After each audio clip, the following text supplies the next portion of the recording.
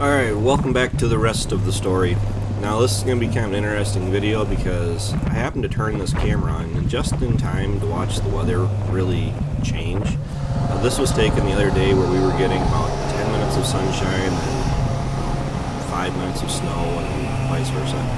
And the wind is actually pretty wicked this whole day. Not exactly the best conditions for loading manure, but I went through, cleaned out this bed pack, and it was all worked in by 6 o'clock that night. This grapple bucket it works pretty awesome for loading out like this.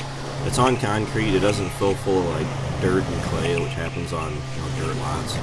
But if you have concrete and you're able to scoop up bed pack, you can actually just drive right into it, clamp the teeth down, and then pull off just a big chunk. And I think I had Ryan in and out of there in under 5 minutes, which is pretty neat. I think I filled it in like a couple of those times. It was 6 really good bucketfuls, and he was gone. And yes, we did actually have some issues with the spreader.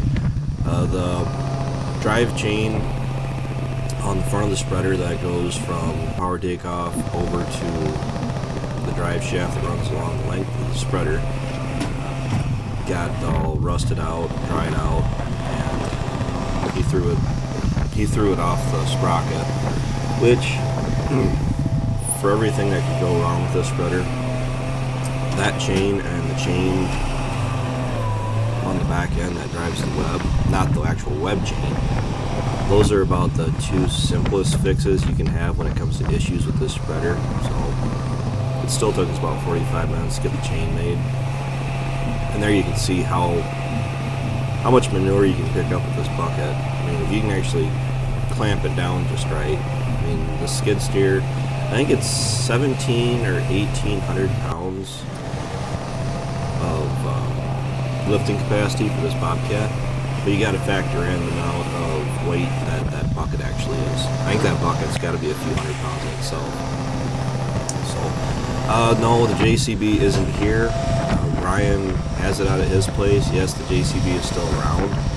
We just don't use it for everything.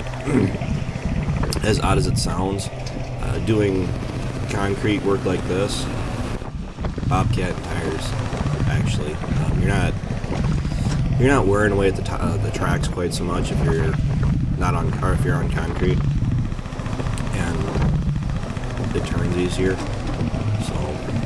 The JCB, it does work really nice, like doing dirt work and out in the manure lots, but the Bobcat does tend to sink more just because of the nature of having tires on it. But they both really do have their place. So you actually look to the right, the storm coming in, that's the snow coming. And I'm tearing up this fodder bale that didn't quite get chewed up. The core didn't want to fall apart.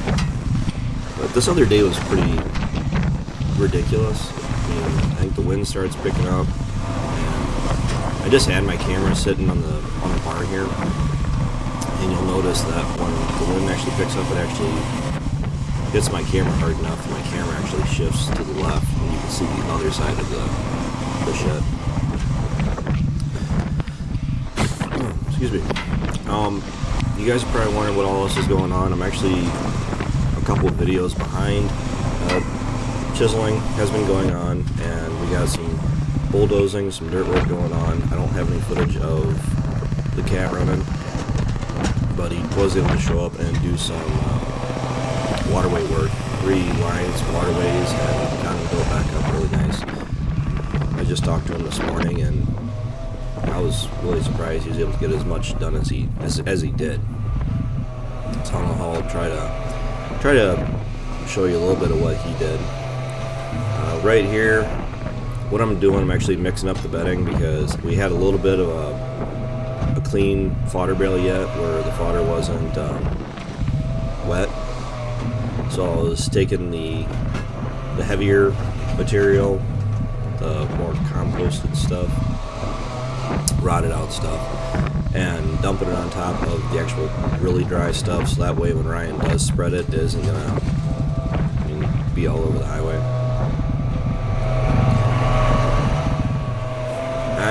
This video is actually sped up a little bit. I sped this up by 1.5 just because it was like 13 minutes long. I really don't think we need a 13-minute long video of the skid steer running. And the cattle, I don't know if you can see, they're a little upset. I managed to shut the gate on them. Excuse me. I managed to shut the gate on them before they got back into the lot here.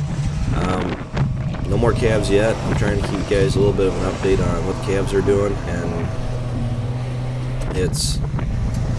I got a couple cows that are getting close, but they're still holding out yet. And we get past this week of cold weather, and when we get back into some more springtime weather, that'd be a lot nicer. Alright, this is where you're going to see the change here. The wind's starting to pick up. We skip ahead like 2 minutes. I mean, only about 2 minutes, and just like that, the snow is flying. The wind really picked up, and it shook my camera over. And I honestly, when we started hauling manure today, I didn't know it was going to do this. It was just the weather. I'm pretty much at the point anymore where I don't check the weather. I'm looking out the window this morning. It was supposed to rain last night. We had a 60 to 70% chance of rain.